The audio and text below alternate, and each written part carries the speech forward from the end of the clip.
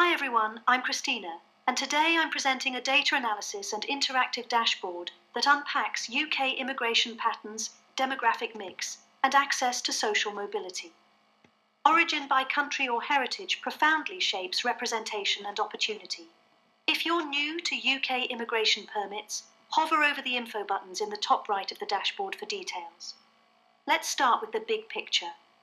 Settlement grants are long-term permits that can lead to citizenship and allow family reunion.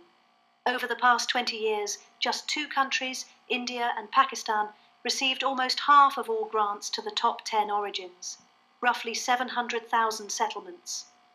Post-Brexit, the pattern of imbalance has intensified. In the 5 years since the 2021 transition, net immigration totals around 4 million, with non-EU migration up 410%. Two-thirds of the top 10 net contributors are just two countries, led by India at approximately 42%. Last year, work visas, another long-term route that can lead to permanent residency or citizenship, had as well two-thirds of the top 10 awarded to two countries, India and Pakistan.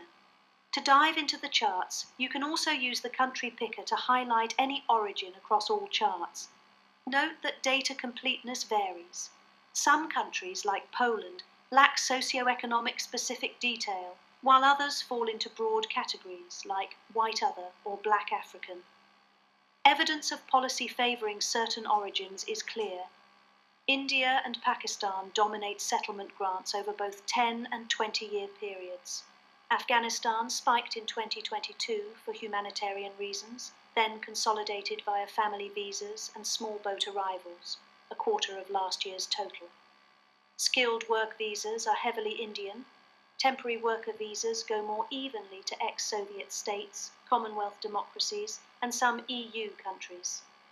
The population size of the country of origin doesn't explain the imbalance.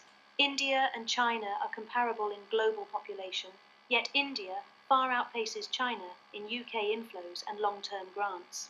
South Asians are now the largest non-British group in London, and India is holding the #1 spot in the top 10 countries of origin in the UK for nearly 3 decades.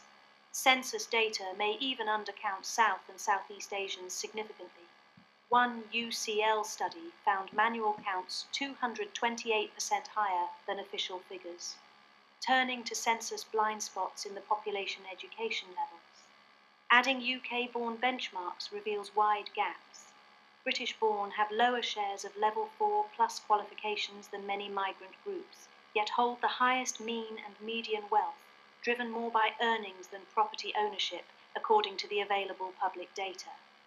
Larger groups do show higher home ownership rates, with a statistically significant correlation demonstrated by the Pearson coefficient R, while group size is unrelated to the access to lucrative occupations.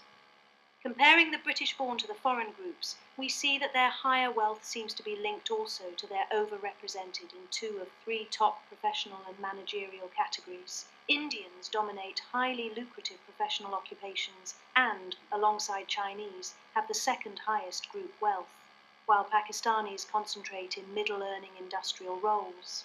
I built a custom forward-looking index of wealth-building opportunities for the groups that are tracked by country of origin. It is weighted by earnings potential, housing tenure, and occupational access, normalised 0 to 1. Irish top the list, above even the British average. My conclusions and recommendations: 1. Long-term immigration should be rebalanced to reflect existing demographic mix and prevent further concentration. 2. Visa grant rates and volume inequality might need review. For example, India has both high volume and high approval, while Bangladesh has low values on both. 3. Census and survey data should disaggregate education levels beyond level 4 to reveal underemployment.